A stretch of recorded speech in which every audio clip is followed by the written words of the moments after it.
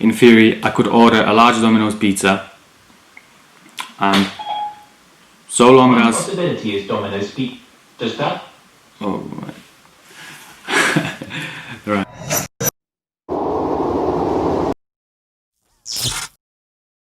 What's up guys, it's Matt with Unique Gains.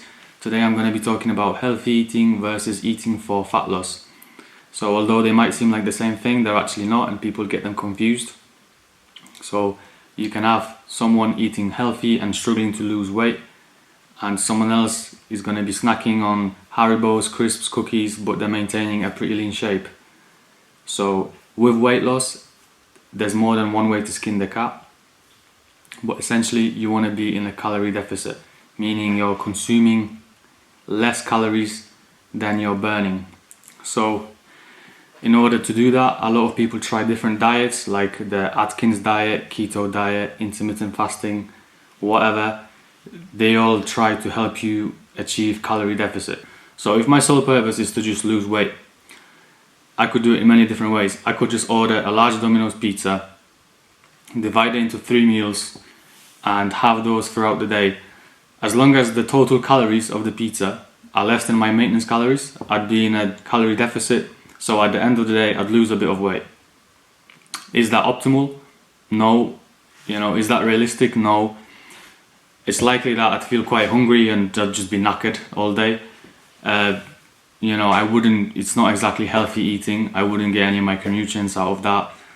And obviously pizza is just mostly carbs, so I wouldn't feel very satiated.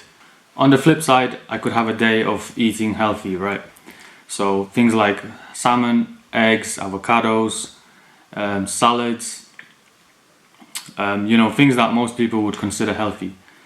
But the issue is that if I have too much of the healthy food without taking into account the calories, I would be gaining weight. Okay? So this is just two examples to show that eating healthy and eating for fat loss don't always happen at the same time. In terms of how I'm feeling throughout the day, and if I'm working out, I'm going to feel great. I'm going to feel very energetic. I'll be in a great mood. The food that you eat affects your hormones, so no wonder it can affect the way you feel. But in terms of weight loss, too much is also bad. And the reason I'm talking about it is because I've had people say to me, I'm trying to lose weight, I've cut out all the junk food, I'm eating only healthy foods, but I'm struggling. And this is exactly why.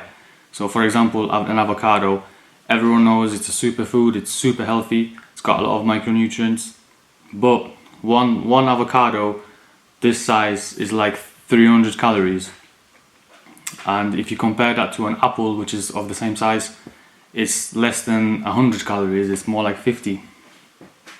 So this just shows that if your main goal is to lose weight, you probably shouldn't be having a whole avocado, right? Because let's say you're only allowed 2,500 calories in a day, and one avocado is 300. That's quite a lot, considering it's not even part of your main dish, it's just sort of on the side. It's probably not worth it. So it's probably wiser to just have half of it and save the other half for tomorrow. Another example is nuts. So there was a girl that was talking to me saying she wants to lose weight and she's replaced crisps with nuts, and she was saying that's a good thing, right? And I was like, yeah, it's a good thing in terms of them being more healthy, but in terms of losing weight, you're actually worse off with nuts because they've got more calories. So if you're trying to lose weight, then actually crisps are a better option for you. And when you're eating nuts, you're just watching a film. It's quite easy to finish the whole bag without even realizing it. So it's kind of situational. You have to consider your main goals first before making decisions like that. And obviously I wouldn't say to her don't have nuts at all.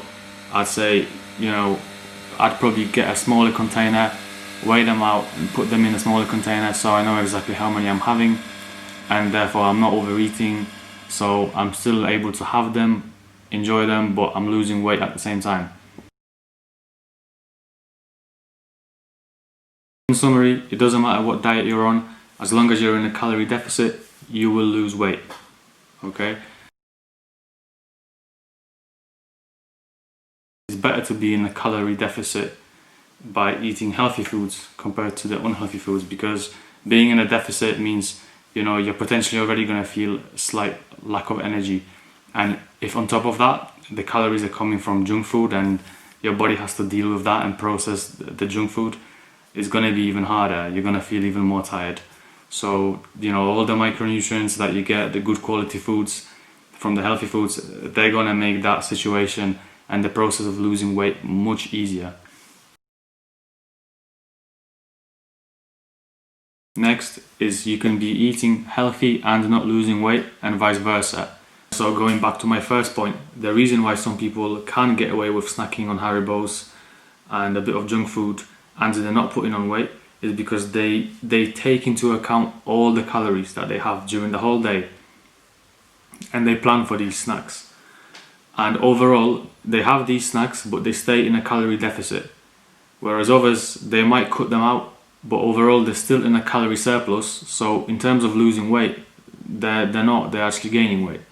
And that's the power of tracking macros. You can basically have anything as long as it fits your macros. But obviously, ideally, you want to make sure that the majority of these are healthy.